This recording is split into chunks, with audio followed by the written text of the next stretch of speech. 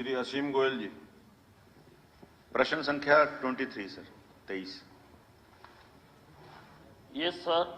Financial support up to ₹50 lakh is being provided to patients suffering from rare disease, including Duchenne muscular dystrophy, for treatment at Centers of Excellence under National Policy for Rare Disease 2021. आदरणीय अध्यक्ष महोदय जी, ये जो muscular dystrophy के बारे में मैंने सवाल लगाया है सर, इसमें बच्चा 5 साल तक नॉर्मल रहता है, उसके बाद वो सीढ़ी चढ़ने में भी उसको तकलीफ होती है। 10 साल से लेकर 13 साल की उम्र तक वो व्हीलचेयर के ऊपर आ जाता है, फिर वेंटिलेटर के ऊपर चला जाता है और अंततः 18 से 20 साल की उम्र में उसकी मृत्यु हो जाती है। और ये माँ बाप के लिए इससे बड़ा दुख कोई हो नहीं सकता कि वो अपने बच्चे को चाहकर भी इस बीमारी से निजात नहीं दिला सकते। अभी इसका कोई परमानेंट इलाज नहीं आया है और अपने बच्चे को तिल तिल पल पल वो मौत के मुंह में जाते हुए देखते हैं। इतनी बड़ी बेबसी है और लगभग हरियाणा के अंदर आज अभी तक 400 से 500 परिवार जो हैं आइडेंटिफाई हुए हैं। सर, मेरा निवेदन है, इसके टेस्ट और इसका जो दवाइयां हैं वो बहुत महंगी हैं और ये प्रोग्रेसिव बीमारी है। और हिमाचल प्रदेश के अंदर इसको नेशनल हेल्थ मिशन के अंदर उन्होंने लिया है। 1700 रुपये दिव्यांग के नाते और 3000 रुपये पर मंथ के नाते वो इसको पेंशन भी इस तरह के बच्चों को दे रहे हैं। शिक्षा के अंदर उनको विशेष छूट दी जा रही है जी। बिहार के अंदर 6 लाख रुपये एक मुश्त इन बच्चों को दिए जाते हैं। राजस्थान के अंदर 10,000 रुपये प्रति माह पेंशन दी जाती है सर। आंध्रा के अंदर 5,000 है, एमपी के अंदर 5,000 है। पढ़ाई के अंदर सहयोग दिया जाता है, दवाई के अंदर सहयोग दिया जाता है। यूपी के अंदर सर दवाइयाँ फ्री हैं, फिजियोथेरेपी, हाइड्रोथेरेपी और विशेष कैंप लगाकर इनका जो है पेंशन के भी प्रावधान उन्होंने किए गए हैं। सर, दूसरे राज्यों के अंदर रिहेबिलिटेशन सेंटर भी खोले गए हैं सर। योगा, पंचकर्मा, षटकर्मा, बस्तिकर्मा सर, शिरोधारा, इस तरह की दवाइयाँ, इस तरह के ट्रीटमेंट करवा के दवाइयाँ फ्री दी जाती हैं सर। मेरा निवेदन है सर, हरियाणा को इसके बारे में एक ठोस पॉलिसी लानी चाहिए सर। और दूसरा सर, जितने भी ये सार्वजनिक स्थल हैं, चाहे बैंक्स हैं, मॉल हैं, सरकारी कार्यालय हैं सर, क्योंकि पीड़ित व्यक्ति की पहुंच सुनिश्चित की जाए सर। जब वो व्यक्ति व्हीलचेयर पे होता है कि टेंडेंट के बिना 24 घंटे का उसको टेंडेंट चाहिए होता है सर, वो वॉशरूम भी नहीं जा सकता।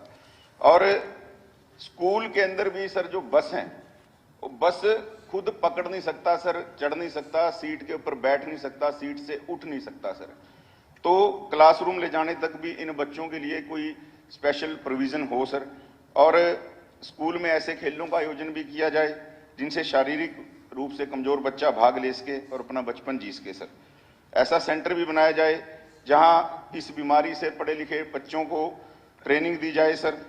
मेरा निवेदन है कि सर यूडी, टीआईडी कार्ड और टेस्ट सर्जरी से संबंधित कार्य एक ही छत के नीचे हों ताकि इन लोगों को दिक्कत ना आए सर। पूरी डिटेल इस बीमारी की मैं एक फाइल मैंने दी है, बनाई है सर, मैं दे देता हूं। और मंत्री जी से तो निवेदन करूंगा हरियाणा सरकार से कि ये सीवीएस टेस्ट की सुविधा भी हर हॉस्पिटल में हो, जिससे पता चले कि जो माँ बच्चे को जन्म देने वाली है कि उसको बीमारी तो नहीं है और उसका विशेष इलाज उसी समय हो सके। और माननीय प्रधानमंत्री जी ने मन की बात के अंदर भी इस बीमारी का विशेष उल्लेख किया है।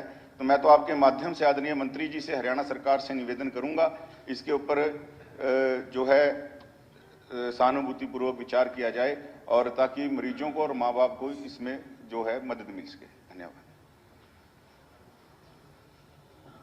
अध्यक्ष महोदय, सदस्य ने बहुत विस्तार से इस बीमारी के बारे में बताया।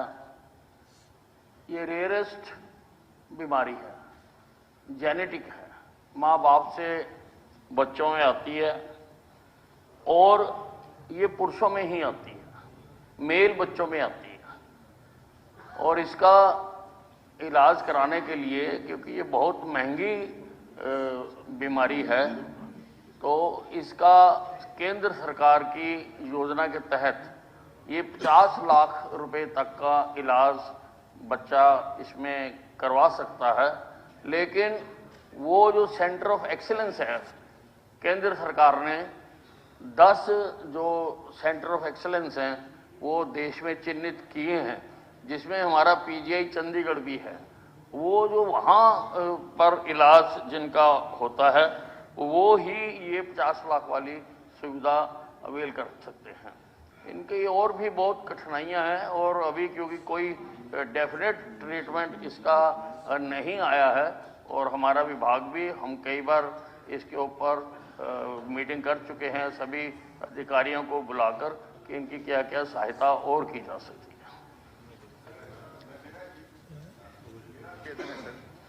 कि जो प्रतिमाह पेंशन देने वाली बात मैंने यहाँ निवेदन किया है सर, क्योंकि वो तो कम से कम सरकार उन बच्चों को दे सकती है। अभी तक तो 400 से 500 बच्चे आइडेंटिफाइड हैं, लेकिन इसका पता ही नहीं चलता सर। डॉक्टर पे जाते हैं, बच्चा खड़ा नहीं हो पा रहा, ठीक से बैठ नहीं पा रहा, कई साल तो इसी में निकल जाते हैं सर। मेरा निवेदन है कि कम से कम इनको पर मंथ कुछ सहयोग जरूर हरियाणा सरकार से दिया जाए।